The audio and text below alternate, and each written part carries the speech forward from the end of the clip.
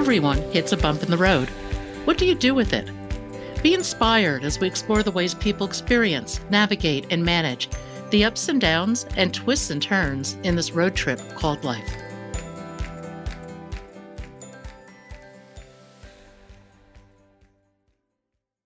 Mark Philpott had it all. He had a remarkable corporate job traveling the world, great hotels, restaurants, and events.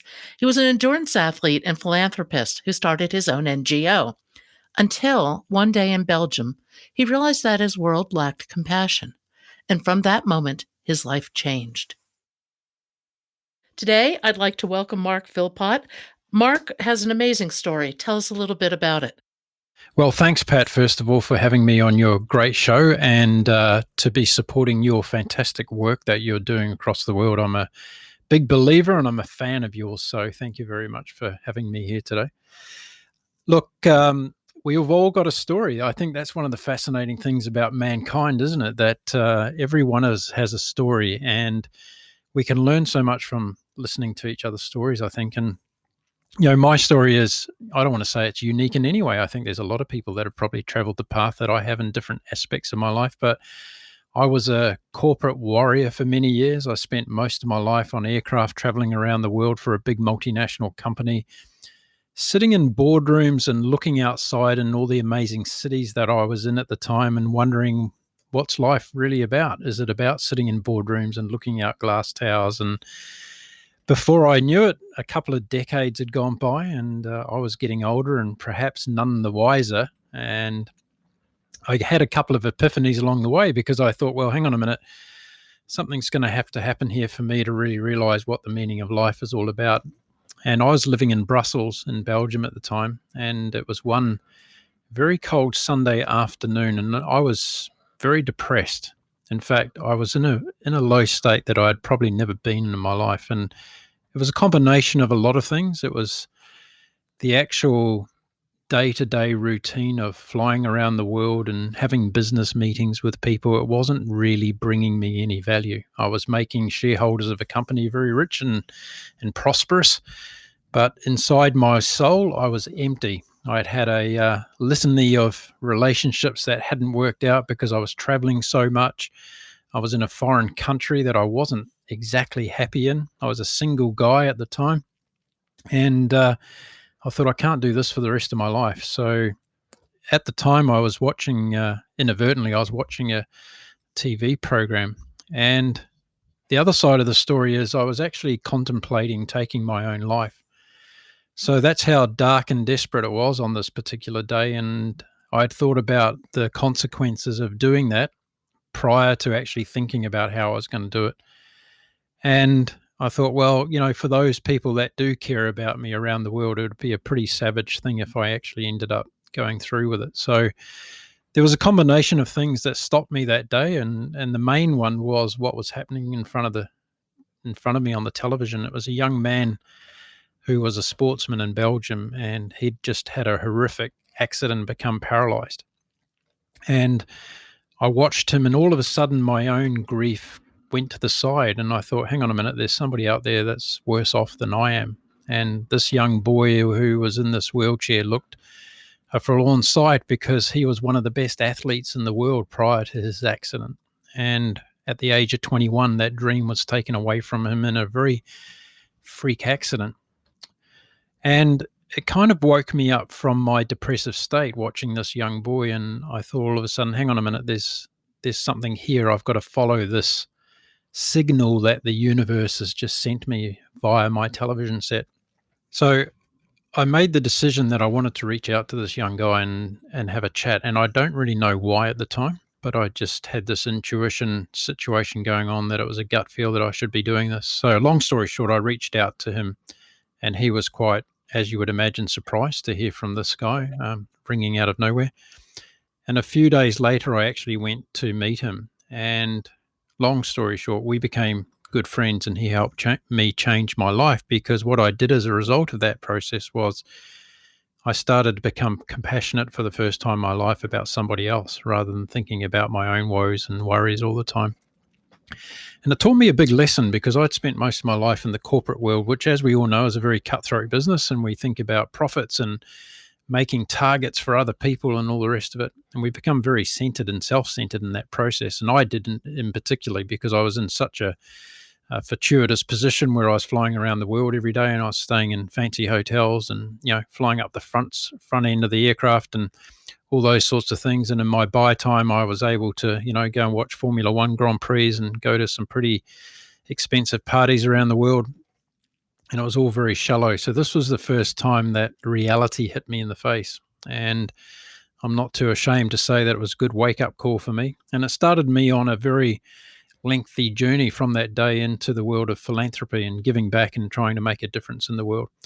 And I have that young man to thank for that because he was the catalyst of change. And it was through that particular experience, meeting a young guy in a wheelchair, that I actually ended up meeting Christopher Reeve, Superman. And that was another life-defining moment. So I think, the lesson learned from me is when we think of our own troubles as being, life-shattering and life-ending, they often aren't.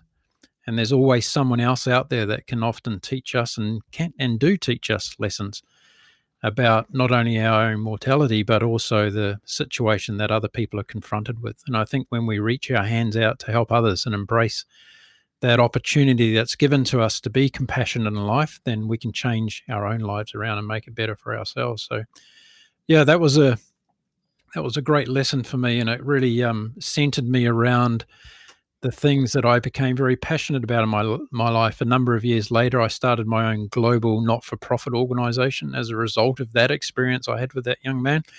I started to help people in all over the world and bring volunteers into different activities that we were doing in our organization. And those activities actually still remain as a very central part of my life and who I am as a human being today. It's an amazing story. One of the things I've noticed lately since I follow you on Facebook and social media, is you've also really dedicated yourself to, changes for better health. Yeah. Look, Pat, I think one of the things that we all know is it's never too late in life to make changes, right? Life is so fantastic. It doesn't matter how old you are. It doesn't matter where you live in the world. It doesn't matter what your situation is. And I think we're learning that through this current global, situation we're all confronted with at the moment. There's so many creative things happening around the world. And, I've taken some inspiration from that. And I thought, right, this is a time when I can maybe, tick off some of those boxes that I've been missing in my life, and health and well-being was certainly one of them. And I've been living in denial for a lot of years. Look, I've run 69 marathons in my lifetime. I've done, Ironman triathlons around the world and done all sorts of endurance sports events.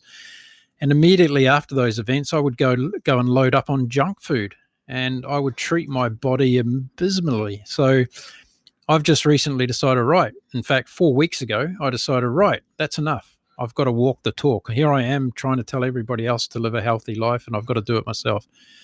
So I started off by doing a 48-hour fast and had never done a fast before in my life, so I didn't know what it was like to go hungry for a couple of days. And it was the best thing that I could have ever done, because on the outside of that, I stopped my craving for sugar. I've now stopped for 4 weeks. I've had no processed sugar in 4 weeks. I'm sleeping like I've never slept before in my life. I've got so much energy and creativity coming out of my soul, and it was pretty strong before I started this health kick. So now I've gone into kind of hyper mode. My puppy tells me I'm in hyper mode every day. And yeah, I've just recently tried to spread that love and get other people around the world onto the same bandwagon, because, I'm now walking the talk and I'm feeling amazing as a result of it. It is incredible. Your diet is so important. And I always tell people, if you can get off sugar, you will have more energy and clarity, and sugar and caffeine, actually, more energy and clarity than you've ever had before.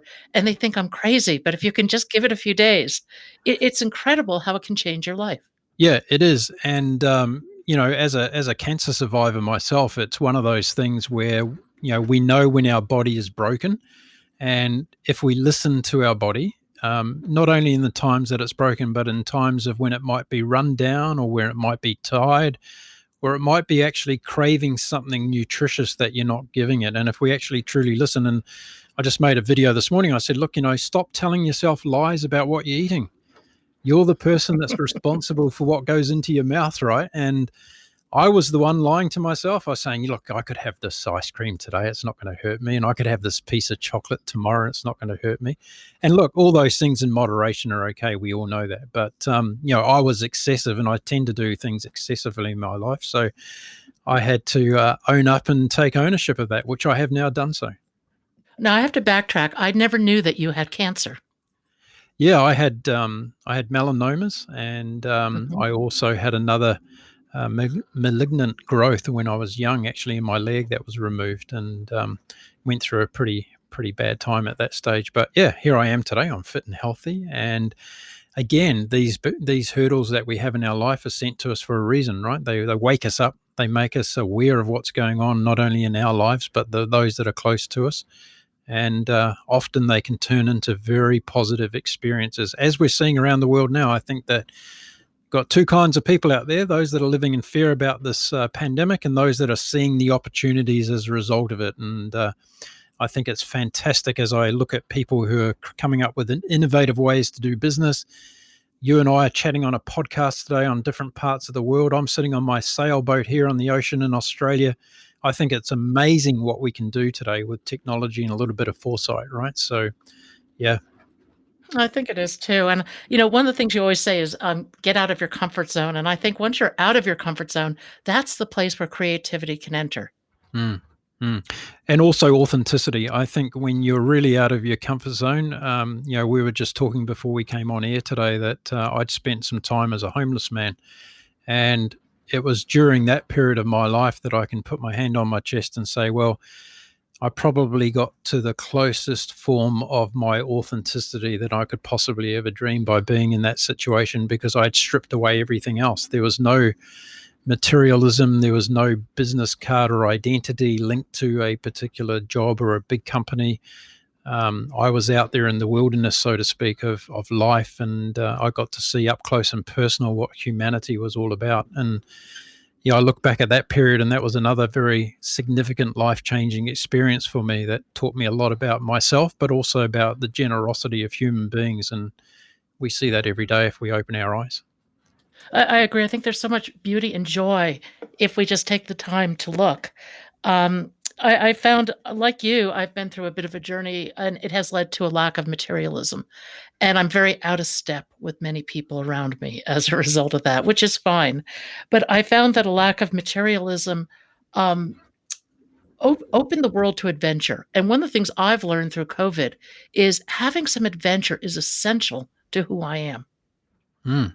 Yeah, that's a really good point. And I think in terms of when you actually, I'd like to throw a question back to you. What is adventure to you? How do you define adventure? I think you can find adventure in small things, in daily things, and in big things. Obviously, the idea of traveling around the world is a great adventure. But one of the things I did with COVID upon us is I bought a macro lens for my camera. I've become a really addicted to photography. And that forced me that to rather than look at this huge, large picture, which is where I usually am, to go deep and small and look around me at the world right in my backyard. And it's Mm. an amazing world. You just have to stop and see. Yeah, that's fantastic. I love that. And I asked you that question because I feel as though some people get hung up on the thought that they have to travel around the world to have that big adventure, yet right outside your door, as you're just saying. And one of the things that I love to do is I take my little puppy dog out for our walk late in the afternoon, and we watch the sunset together. And for me, that's an adventure, because every day that sunset's different, and it's so beautiful and it's so unique, and it's free. Like, we don't have to pay to watch a sunset, right? And I've actually got him trained now where he actually sits on my lap and we're looking at the sunset together, and he's actually taking it in, and it's an incredible, that's to me is an adventure that we're having together, which is extraordinary.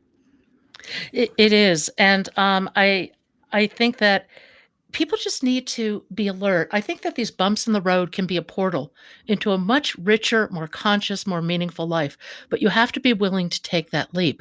And one of the things that you said that, oh, I thought it was so spot on. Hold on, I made a note of it. You said the journey to freedom was not about um, was about not doing what we're conditioned to do.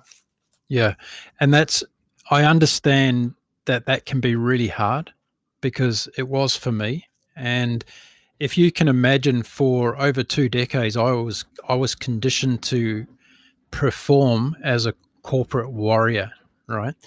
And this is not a judgment on the corporate world, because I was a player. I was a person that voluntarily went in there and said, right, this is a career path for me. But in realizing those things, I thought, well, hang on a minute. I've got a choice ultimately here. And it's really interesting what you just said, Pat, because when we start to define who we really are, and if we take away those materialistic things and we become a homeless person, in fact, people all of a sudden can't identify with that. It's strange for them and they feel uncomfortable with that. They feel very uncomfortable. I can remember, Yeah. and I always try to present it in a way that was palatable. I would just smile and say, I'm homeless and I dress well. I have a decent car, that kind of thing. So people would laugh. If I got a laugh, I knew I was okay. Yeah. But there was a great deal of discomfort, not very far below the surface. Yeah, I understand. And I think the challenge for me in that process was I wanted to get to a stage where it didn't matter to me what other people thought, that Yeah. I was doing this for my own reasons. And it didn't matter that people didn't understand it. I didn't want them to understand it. A lot of people took interest in the process because they were quite fascinated that I would go from being a highly paid corporate executive to choosing to not having any fixed abode, and also to put it out there to the universe for people to show me love, to provide me with shelter, and to provide me with food. And that was a request that I went through when I did that social experiment. So the bump in the road can be something such as a medical condition. It can be a choice that we make every day. I always go back to the movie Sliding Doors because I think that was so great, where either you catch the train at that moment or you don't, and you got to wait for the next one. That often determines what our life journey can turn out like, right? Oh, absolutely. I look back on my life. There was one adventure I did not take, and it's always haunted me. I think it would have led me to a very different path. And it was, some decades ago when the Exxon Valdez had that terrible oil spill in Alaska. And I was in a situation where I could have taken time off and volunteered and go up and help clean up the beaches and the animals, and I didn't. And that has always haunted me. Mm, And I'm convinced that had I taken that path, my life I know my life would have been very different, and I yeah. have no regrets. I've had a very interesting life path, but I think that when these doors of opportunity open, you have to jump through them if you can. You just have to. Mm. And you talk about the comfort zone, and I think for people listening today to understand really what that's all about, it's about, for me anyway, it's about growth. It's about getting to the other side of that fear that we all hold on to, whether it be, and for me, up until recently, it was my diet. I had a fear of actually eating well, believe it or not, because I thought it was boring. And I thought that what I was putting into my body, because it was so laced with sugar and it was keeping me high all the time, that I thought it was okay. But the fear of eating well has actually turned into a love and a joy and a reconciliation with my own body to say, hey, this is okay. Not only is it okay, it's absolutely fantastic. So when we get through that, that comfort zone, and we press through to the other side many, many times. And I remember once sitting down and talking to Christopher Reeve and Robin Williams about this, actually, and we talked about the whole, what's on the other side of the comfort zone. And Robin Williams actually said, what's on the other side of your comfort zone? It's the true you. And, I thought that was, and, years later, obviously, after things happened in his life, we found out what the true him was, right? In terms of Robin Williams. And a lot of people didn't know the truth, that the guy was sheltering himself from this hugely painful experience of depression, right? And a lot of people have got that, and a lot of people are dealing with that right today. And all I can say is that on the other side, if you give yourself the opportunity and if you let go of the fear, there is going to be something amazing that you can embrace and be part of. I also think facing fear is part of our journey. And if we can learn to face fear, the fear is always a little different, has a slightly different tone, but it's the same. If we can develop the courage to face our fear, we move through it. And as you say, it opens up our world to amazing experiences in many cases. And I think that once you really go through really terrible fear at least once, It gives you the confidence you can do it again and again and again. Yeah, indeed. I play a little game with myself every day when I wake up, and the first thing that happens is my puppy jumps up onto me and says, "Come on, it's time to get up and go out." And the little game I play with myself is I say, "Right, I've got 24 hours to live." And I put myself in a mindset that this is my last day. And I'm going to go out there and I'm going to make the absolute most of it. And we all hear about making the most of every minute or every day that we've got, but how many people actually truly do that? So I get up every morning and I say to myself, this is it. This is my last day. So get out there and make the most of it and do whatever you can to make the world a better place first, and then to enjoy every experience that you're about to have. So again, Pat, I want to thank you for inviting me on your show today, because it's giving me a highlight of my day as I face what could be, who knows? We don't know when it's all going to end, right? So Nobody make the knows. most of And every one of these moments.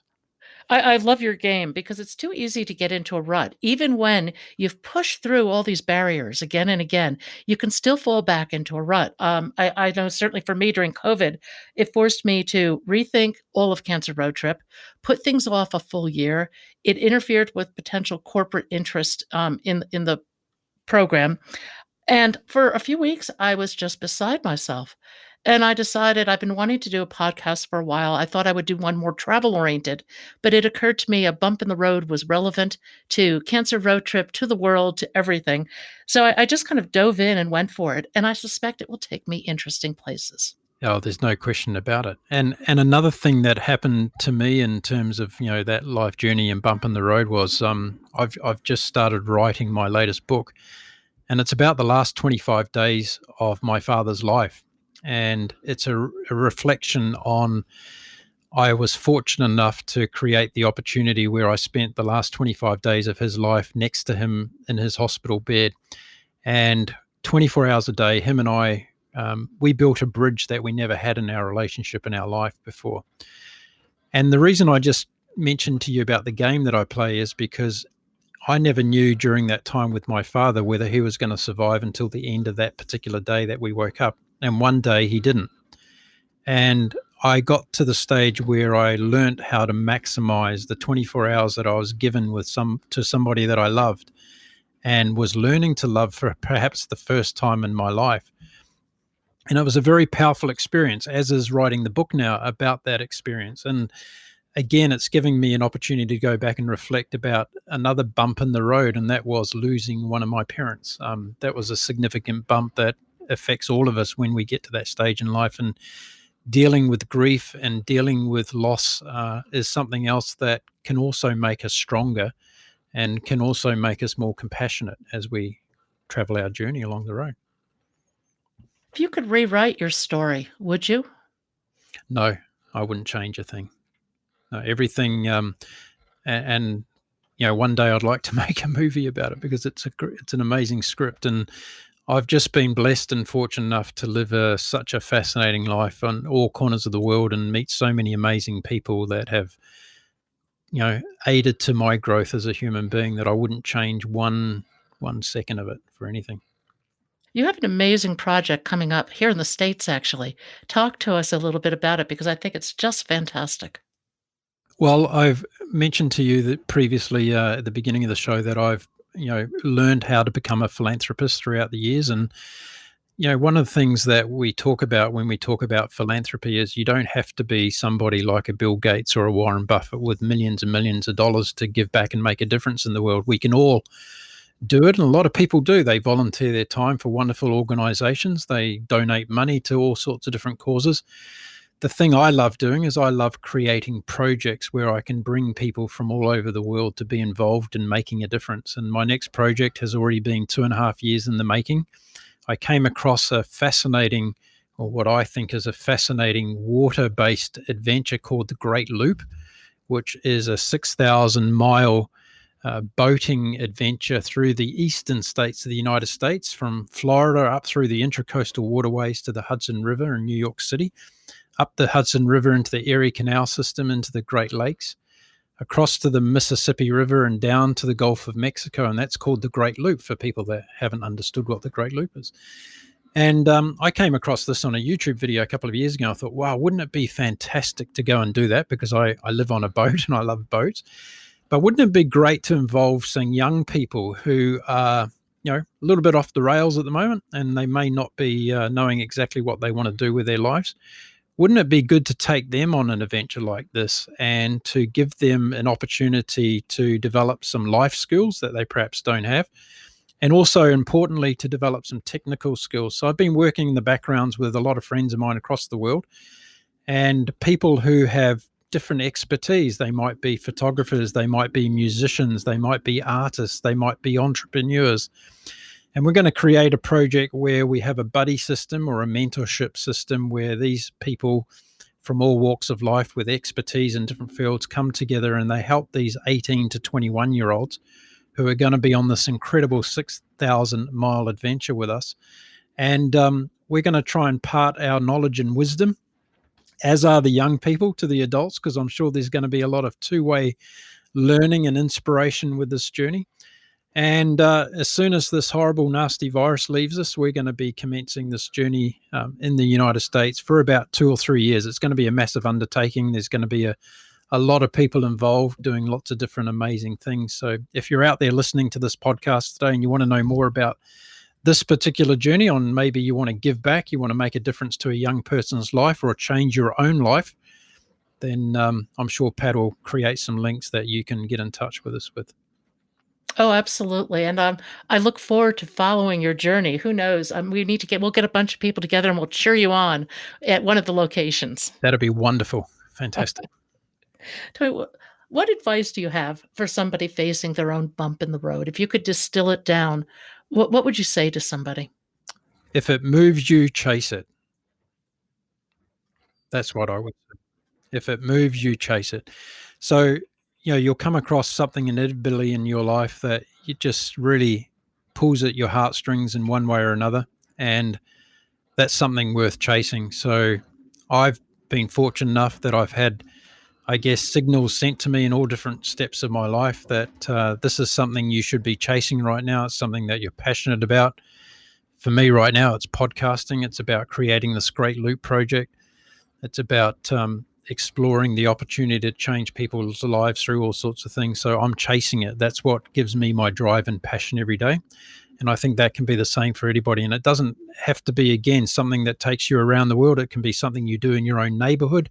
It could be even just talking over the fence between you and your neighbors and making their lives better. So no matter what it is, if you get that passion one day of something inside you and you feel as though, hey, this is interesting, what should I do? My advice is go after it and see what you can make happen as a result of it.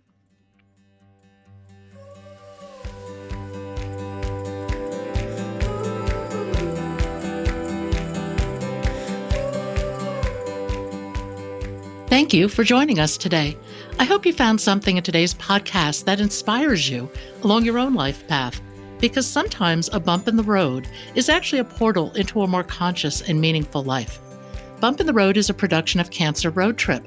Subscribe to the podcast, follow us on social media at CancerRoadTrip, and you can learn more at www.CancerRoadTrip.com. Until next time, be safe and be well.